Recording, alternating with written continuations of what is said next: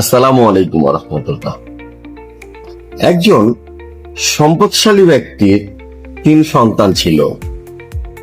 তো তিনি আসলে তার উত্তরাধিকারী ঘোষণা করবেন তার 3 সন্তানের মধ্যে যে বেশি চালাক বা বেশি যোগ্যতা সম্পন্ন তাকে। তো এটিকে প্রতিফলিত করার জন্য তিনি একটি আর কি হলো বুদ্ধি করেন। সেটি হচ্ছে যে তার মূলত ব্যবসাটি ছিল হচ্ছে চিরুনি, যেটি দিয়ে আমরা মাথা আঁচড়াই, সেই চিরুনি। তো তিনি তার প্রথম সন্তানকে প্রথম দিন 50টি চিরুনি দিলেন, দিয়ে বললেন যে এই নাও চিরুনি, তুমি হচ্ছে অমুক হাটে গিয়ে বিক্রি করে আসো। তো এখানে একটু বলে রাখা বাহুল্য যে যে হাটে যাওয়ার কথা বলা হয়েছে সেখানে আসলে সকলেই বাট তাকে টাকলার হাট বলা হয়। তো টাকলাদের হাটে গিয়ে সে তো আগেই পিছুটান যে টাকলাদের হাটে গিয়ে আমি কার কাছে চিরুনি বিক্রি করব, চিরুনি তো কেউ কিনবে না। তো সে প্রথমে হার মেনে সে আর যায় না, তার মানে সে কোনো সেল করতে পারে না।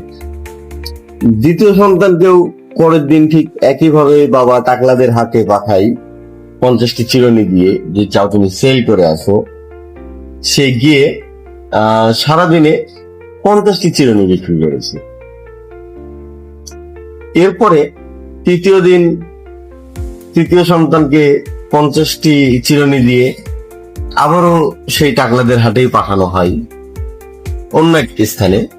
তো সেইখানে গিয়ে তৃতীয় সন্তান তার 50টি চিরুনি বিক্রি করে আসে এবং তার 50টি চিরুনি বিক্রি করা দেখে তার বাবা তাকে জিজ্ঞাসা করে, আচ্ছা তুমি তো টাকলাদের হাটে গিয়ে সব বিক্রি করলে, তো তোমার হলো টাকলাদের হাটে কিভাবে তুমি 50 জনের কাছে বিক্রি করলে?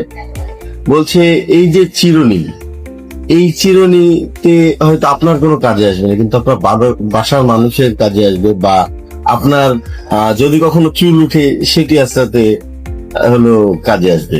তো সে এমন ভাবে মোটিভেট করে যে আসলে 50টি চিরুনি তার কাছে বিক্রি হয়ে যায়। এতে বাবা খুশি হয়ে তখন তার 2 সন্তানকে বলে যে দেখো, প্রথম দিন তোমাকে বললাম তোমার বড় সন্তান হিসেবে তুমি আগে হার মেনে নিয়েছো, দ্বিতীয় দিন তোমার ছোট ভাই গিয়ে 5টি চিরুনি বিক্রি করে এসেছে, এবং তৃতীয় দিন তোমার সবচেয়ে ছোট ভাই সে তার বুদ্ধির তাগিদে 50টি চিরুনি বিক্রি করে এসেছে। এটি হচ্ছে মোটিভেশন, এটি হচ্ছে সেলস। সেলস এত সহজ না, সেলসের চাকরি করা অনেক কঠিন এবং অনেক কষ্টের। ধন্যবাদ। আসসালামু আলাইকুম।